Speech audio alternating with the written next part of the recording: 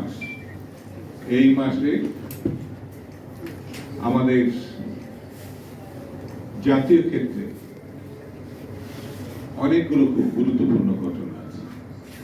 সেই গুরুত্বপূর্ণ ঘটনার সঙ্গে আমরা সকলেই পরিচিত। 15ই আগস্ট দুই দিক থেকে গুরুত্বপূর্ণ। একটি হচ্ছে বাংলাদেশের প্রথম স্বৈরাচারের পতন হয়েছে। শেখ মুজিব তার বাকশাল শাসন, যে শাসনে আমরা দুর্ভিক্ষ দেখেছি, আমরা 40,000 বিরোধী দলের নেতা কর্মী হত্যার তাণ্ডব দেখেছি, আমরা রক্ষী বাহিনীকে দেখেছি, একজন দম্ভপূর্ণ শাসক দেখেছি যে গণতন্ত্রের কথা বলে স্বৈরতন্ত্রে যার উত্তরণ ঘটেছিল। 15 আগস্টে তার নির্মম পতন ঘটেছে। আবার 15 আগস্টে আমরা একজন নেত্রীকে পেয়েছি, তিনি সামরিক স্বৈরাচারের বিরুদ্ধে শুধু লড়াই করেছেন ঠিক তা না, হাসিনার 16 বছরের স্বৈরতন্ত্রের বিরুদ্ধে নির্লজ্জভাবে তিনি লড়াই সংগ্রাম করেছেন এবং তার পতন ঘটাইছেন। 15 আগস্ট এই নেত্রীর 81তম জন্মদিন। দেশ নেত্রী বেগম খালেদা জিয়া। এই মাসেই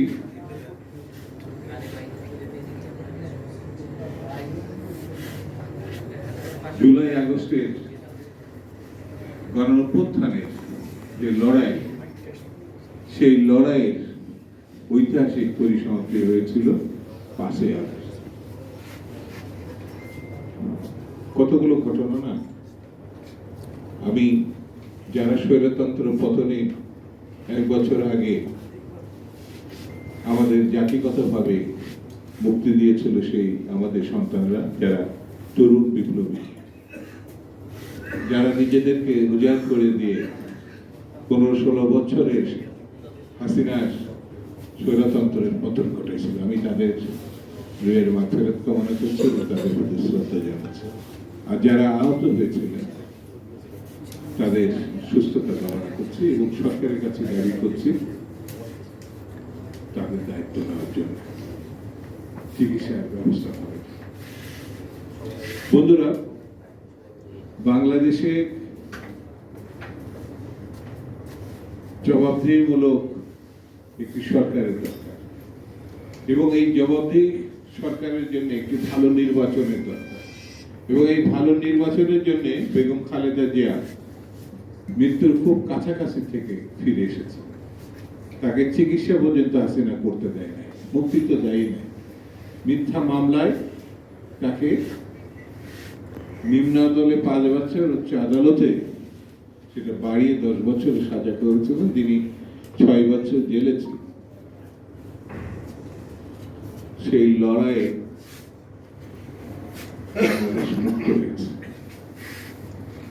সেই মুক্তির বাস্তব ভিত্তি আনুষ্ঠানিকভাবে দিতে হলে একটি নির্বাচিত সরকার প্রতিষ্ঠা করতে হবে।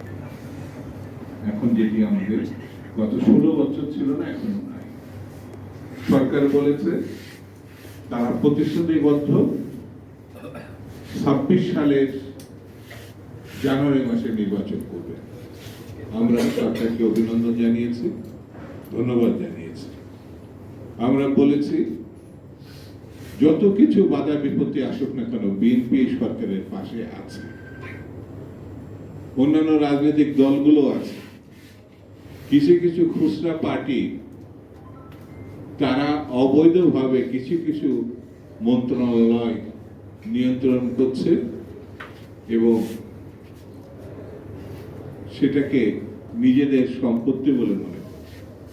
আমরা জানি যে নির্বাচন হলে তাদের সম্ভাবনা তো নাই, তাদের ভরাডুবি হবে, সেই জন্য তারা নির্বাচন চাচ্ছে। কিন্তু কোন পার্টি চাইলো কি কোন পার্টি চাইলো না, এর থেকেও বড় কথা হচ্ছে রক্ত স্নাত বাংলাদেশে যে দাবিতে আমাদের ছেলেমেয়েরা আত্মহতি দিয়েছে স্বৈরতন্ত্রের পতন ঘটিয়ে গণতন্ত্র উত্তরণের জন্য, সেটিতে বাদ দেওয়া যাবে না, সেটিতে ভোলা যাবে না, সেটি কোনোভাবেই গ্রহণযোগ্য। সেই জন্যে বন্ধুরা, আমি বেশি বক্তৃতা করব না। এই আগস্টে দাঁড়িয়ে আমাদের শপথ নিতে হবে, যতক্ষণ পর্যন্ত নির্বাচিত সরকার প্রতিষ্ঠা করতে না পারবো ততক্ষণ পর্যন্ত আন্দোলন অব্যাহত থাকবে। এই আন্দোলনে পরিসমাপ্তি হবে না। জবাবদিহি সরকার মানুষের কাছে প্রতিশ্রুতিবদ্ধ থাকে, জবাবদিহি সরকার আইন মতো চলে, জবাবদিহি সরকার বিশ্বের সমর্থন পায়, জবাবদিহিমূলক সরকার হেলাপালার কোনো বিষয় না, মানুষের ভোটে, মানুষের সমর্থনে, মানুষের ইচ্ছায় পরিচালিত হয়। সেই জন্য আগামী দিনে আমাদেরকে একটি গণমুখী রাজনৈতিক ব্যবস্থাপনা যদি প্রতিষ্ঠা করতে হয়, তাহলে অবশ্যই নির্বাচিত একটি সরকার প্রতিষ্ঠা করতে হবে। সেই লক্ষ্যে আমাদেরকে ঐক্যবদ্ধ থাকতে হবে এবং সামনের দিনগুলোতে এগিয়ে যেতে হবে। আমি সকলকে ধন্যবাদ জানিয়ে